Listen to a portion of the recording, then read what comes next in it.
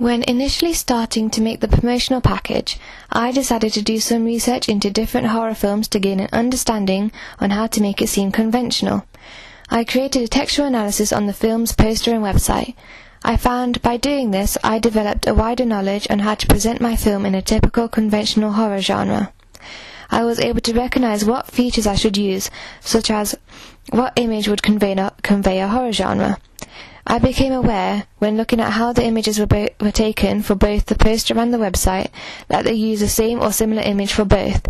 So when I started to make the poster and website, I chose to follow this convention as it what attracts the audience. However, I did notice that in these images, they use the stereotypical Caucasian female as the victim and a large male as the killer. However, for my package, I have used an Asian female for the victim and an Asian female for the killer as well. This is one of my major flaws in my poster and website, as it challenges the conventions of the real media products. Within the questionnaire I sent out, the results came back saying that the plot was the main appeal to my target audience. However, as I used an Asian female for both victim and killer, this shows that the plot is different to what they expect. I have used the same image for both my poster and website, as I found this quite effective. When taking the image, I made the model pose as if she's trying to distance herself from her surroundings. This created enigma, as it makes the audience question the motive behind this stance. I also had to think about the mise-en-scène. As I'm trying to show this character as a villain, I have put the model in a dark grey top, as dark colours portray a hidden shady secret. The fonts used in the films I analysed are basic yet effective. When creating the poster and website, I looked into different simple yet effective fonts which follow the same convention as the real media product. However, I went against conventions and chose two slightly louder fonts for my title to show the message that it is a slasher film. I changed the font when creating my tagline to the same font I had used for the actors' names, as I found it looked much more powerful. The tagline on the real media products was shown near the bottom. However, when it came for me to place my tagline somewhere, I found that it stood out more at the top of the poster than at the bottom. I found that the tagline blended in when placed at the bottom.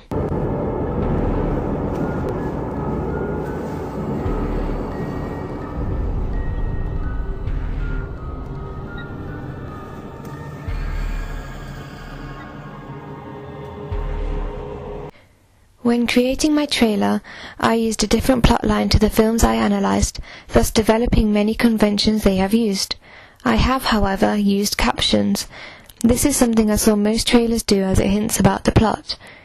When creating my captions for my trailer, I made sure they were exactly the same to my tagline, so my whole promotional package links together. I also used similar shots to the real media products. I noticed they used a variety of close-up shots, so when filming for my trailer, I made sure I used similar close-ups. When observing the trailers, I noticed that they did a lot of shots in desolate, quiet locations. This conveys the horror genre, and once filming, I used similar isolated locations. However, one major flaw when creating my trailer was the lighting. Most of my footage is done in bright lighting, which conveys a happy, cheery atmosphere, when I actually wanted to convey a more sinister, scary atmosphere. A lot of the trailers I've seen and analysed, I became aware of the fact that they used fast-paced editing. Initially in my trailer, the editing is slow, so my audience can understand a bit about the characters. However, near the end, there is some fast-paced editing. Not only have I followed these same conventions as the real media products, I have followed Todorov's theory of narrative, as my trailer initially has a state of equilibrium, and then as you progress further into my trailer, there is a disruption of equilibrium.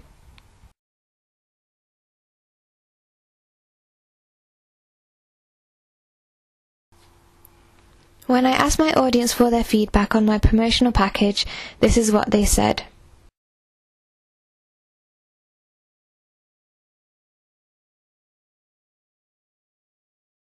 Stood out in my poster. I think the central image focused around the whole storyline behind the poster, and the blood red was incredibly vivid against the black background. It really focused on something very specific, and that is horror. How can I improve it? I think the main issue is with the font. Perhaps using the colour white wasn't the best idea, as it's quite difficult to read the actors' names. Also sizing wise, at the top where it says "from the makers of," if that had been enlarged, I think people would have looked at that a lot more. Convey a horror genre. Well, first and foremost, the central model, the intense glare, immediately threatens and is menacing, and then to emphasise that, the blood red, especially the blood splatter used in the title, conveys something, again, very threatening and menacing, and adds to the whole layering of the horror genre.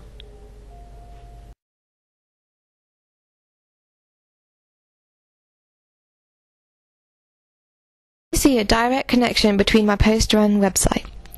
Absolutely. I think using the same image and the same style as you did in the poster really shows that relation between the film poster and the film website.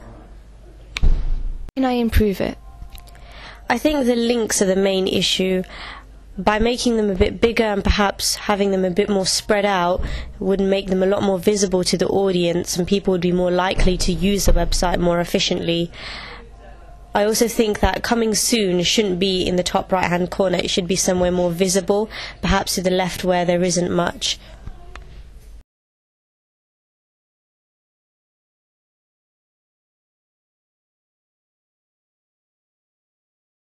All three products linked together. Absolutely, there's a consistent use of the same model and the same fonts, the same styles and the same colours, all which convey that horror and the menacing tone of the film. How could I improve it? First and foremost, I think the lighting needs to be solved. For a horror film, you need that sinister atmosphere, so I think if you had used darker lighting, perhaps in a more sinister atmosphere to emphasise that horror, I think that would have worked a lot better. Secondly, to further emphasise that, the actresses' wardrobes perhaps were a bit of an issue as well. It was also quite difficult to differentiate between the characters, and the audience almost has to guess at who is the killer. They weren't presented in a stereotypically villainous way because of the fact that they were just wearing ordinary clothes, and that perhaps blended them in far too much with the victims. Perhaps that is an area that needs to be rethought, similar to where the film was actually shot. Isolated areas would have worked better, as there's something typically associated with them quite threatening and quite menacing and frightening, and that would have heightened the tension of the atmosphere.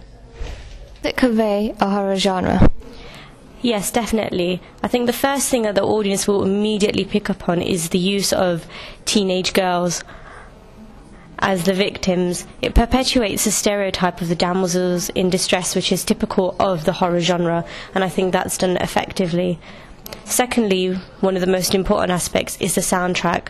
The way it changes heightens the atmosphere, further emphasising the tension that's created, and I think that was done effectively as well. From getting this audience feedback, I have been able to see my poster, website and trailer through the eyes of the audience. One main issue the audience seemed to stress was the fact that there was bright lighting. If creating the trailer again, I will definitely rethink about that. On the plus side, I noticed some very good feedback on the colour scheme I have decided to use for my poster and website. My main product and my ancillary text all tend to blend in together well, as the fonts I have used in my title and tagline in my poster are exactly the same to my website and my trailer. I have kept the same colour combination, blue, black, white and red, as these were the main colours that conveyed the horror genre. I find the promotional package in a whole looks very effective.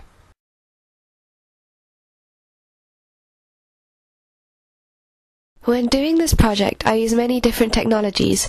I use the WordPress blog most of the time to keep up with posting my planning, research and final products. The basic design of WordPress made it straightforward to use.